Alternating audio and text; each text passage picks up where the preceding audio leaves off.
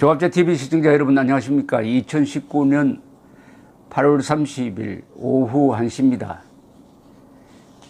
조국 전 민정수석 현재 법무장관 후보자와 관련된 조롱 중에서 가장 요사이 유행하고 있는 것은 조로남불입니다.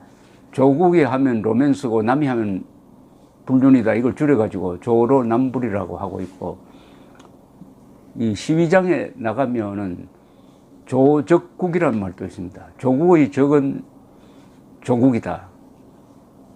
그 말은 나경원 의원이 이런 말을 한 데서 비롯된 것인데, 과거의 조국이 오늘의 조국에게 사퇴를 명령한다. 과거에 조국 씨가 쭉 남겨놓은 너무나 많은 남의 가슴을 후벼 파는 글들이 오늘의 조국에 그대로 적용이 되면은 물러나야 한다. 또는 감옥에 가야 한다. 이런 결론에 저절로 도달한다는 이야기죠. 위선 정권이란 말도 나왔습니다. 위선 정권, 이 정권은 위선이다. 위선 정권, 그 말이 앞으로 큰 힘을 발휘하지 않을까 생각됩니다. 위선, 결국 이런 모든 말을 한마디로 요약하면은 위선입니다. 위선은 한자로 써야 정확한 의미가 전달됩니다. 그 위는 허위할 때 그 위자입니다. 거짓이란 뜻입니다. 착할 선자죠. 거짓으로 착한 척한다. 그거죠. 착하지 않는 사람인데 착한 척한다. 위선에 반대되는 말은 위악입니다. 나쁘지 않는데도 나쁜 사람인 것처럼 행동한다. 이 말은 뭐냐면은 옛날에 우리 선배 세대가 후배나 이 자녀들을 혼낼 때 마음은 따뜻하지만은 잘 되도록 북돋우기 위해서 아주 회초리를 들고 엄격하게 대하는 것을 위악이라고 합니다. 위악이란 말을 잘 쓰지 않습니다. 저는 위선을 비판을 할 때 위악이란 말을 같이 씁니다. 박정희가 위악자다. 조국은 위선자다. 위악과 위선이 있습니다. 박정희는 국민들을 아주 꾸짖고 이래서는 안 된다라고 국민들을 비판한 유일한 대통령입니다. 지금까지 역대 대통령 중에서 공개적인 장소에서 이런 국민은 안 된다. 심지어 애국가를 잘못 불렀다고, 식전 행사 때 애국가 잘못 불렀다고 연설 다 끝난 다음에 애국가 한번 다시 부릅시다 라고 이렇게 하는 사람입니다. 그것은 이 사람이 악질이라서가 아니죠. 박정희가 악질이어서 위악자로 행사하는 게 아니고 선한 사람인데, 너무 선하게 대하면은 이 나라가 기강이 잡히지 않는다. 국민들이 정신 못 차린다. 그러니까 나라도 욕을 먹고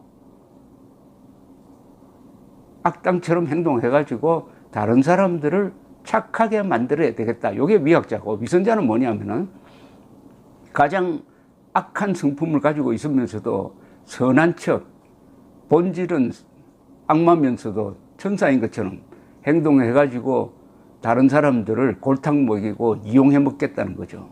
위선자와 위악자의 차이입니다. 위선자와 위악자의 차이인데, 이게 거의 이제는 코미디 수준으로 진행되고 있습니다. 오늘 법무장관 후보자, 이분이 나이가 50 넘었습니다. 54살입니다.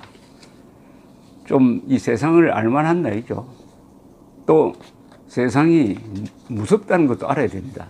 아마 조국 씨가 이런 과거의 이런 편법, 요령을 부려도 한국에서 가장 아름다운 사람이고 정의로운 사람이고, 문재인 씨 표현대로라면은 대한민국의 법학계를 대표하는 사람이고 법과 원칙의 소신을 가진 사람이다 라고 통할 수 있었던 것은 이런 위선이 먹혀들더라 이거죠.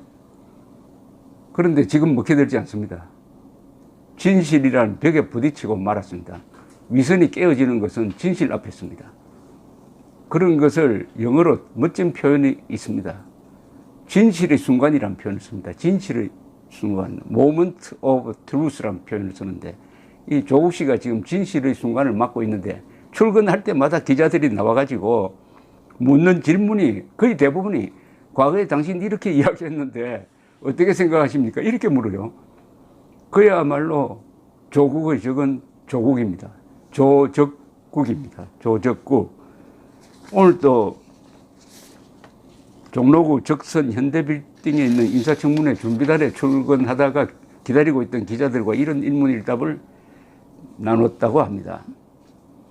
청문회 일정이 무산될 가능성이 나온다. 가족들 출석하기로 했는지 이렇게 물으니까 일정은 제가 완부할 사안 아니다. 과거 법무장관 본인이나 가까운 사이가 수사 대상이 되면은 검찰의 철저한 수사가 불가하다고 했는데 본인에게는 해당되지 않겠나? 그것은 나중에 규명될 사안이다. 지금은 후보자라서 언급할 사안 아니다. 딸 의혹을 규명하려는 집회가 끊이지 않고 있다. 어떻게 생각하나? 비판적 여론 충분히 알고 있으며 그에 대한 국민들의 안타까움이나 저에 대한 비판과 질책 잘 알고 있다. 그 문제에 대해서 충분히 인사청문회에서 설명하도록 하겠다. 동생 처제가 웅동학원 무변론으로 패소했다. 처제가 행정실장일 때 소송에 대해서 들은 건 없나? 잘 모르는 사안이다. 일단 동생의 처제는 행정실장이 아니다. 과거 조윤선 장관 때 장관직 내려놓지 않고 수사받는 것을 질타했는데 본인에게는 적용 안 된다고 생각하나? 확인해 보겠다고 했습니다. 확인해 볼 것도 없이 그렇게 말한 증거가 있는데 확인해 보겠다고 합니다. 자기가 쓴 글인지 아닌지 확인해 보겠다고 하면서 이런 말도 했네요. 인사청문회에 출석해서 지금 제기되고 있는 의혹에 대해 소상히 해명하도록 하겠다. 이 자리를 빌어 부족하고 미흡한 저를 격려하기 위하여 꽃을 보내주신 무명의 시민들께 감사드린다. 저를 믿어주시고 응원해주신 분들께 감사드린다고 했습니다. 이 말을 듣고 아마 혈압 올라갈 사람들이 적지 않을 것 같은데요. 이 자리를 빌어 꽃을 보내주신 무명의 시민들께 감사드린다. 믿어주시고 응원해주신 분들께 감사드린다. 이렇게 이야기를 했습니다. 이게 일종의 허무 개그 수준인데 최순실 씨까지도 여기에 지금 가세하고 있습니다. 어제 대법원 전원합의체 선고가 이게 파기환송으로 됨으로써 아직 확정 판결이 또 남아 있습니다만은, 그러니까 어제 전원합의체 선고를 앞두고 이 재판부에 진술서와 선고를 앞두고라는 제목으로 2건의 자필 문서를 제출했답니다. 이것이 언론에 보도가 되었는데 이 글에는 이런 표현이 있다고 하네요. 조 후보자는 자신과 둘러싼 의혹, 조국 후보자입니다. 조국 후보자를 이제 물고 들어갑니다. 조국 후보자는 자신과 둘러싼 의혹이 다 팩트로 드러났는데도 계속 아니라고 우기는 힘은 어디서 나오느냐? 검찰은 억지로 혐의를 끼워 맞춰 사람을 구속해놓고 인간적인 모멸감을 주고 있다. 심각한 인권 요인이다. 여기 수용자들이 받는 모멸감과 을의 처지는 누구도 이해하지 못할 것이다. 재판을 받는 3년 동안 몸과 영혼이 썩어가고 있다. 그러면서 이경재 변호사와 접견했을 때는 이렇게 이야기를 했답니다. 내 딸은 정유라 씨를 말하는 거죠. 메달이라도, 승마 부분에 메달이라도 따려고 천신만고 고생을 했는데 조국 씨의 딸은 그저 먹으려고 한 것 아니냐. 그저 먹으려고 한 것 아니냐. 내 딸은 메달이라도 따려고 천신만고 고생을 했는데 조국 딸은 그저 먹으려고 한 것 아니냐. 그저 먹으려고 했나? 그저 먹으려고 한 건 아닌 것 같은데요. 그래도 인턴십을 하면서 논문 작성에 힘을 보탠 것은 사실입니다.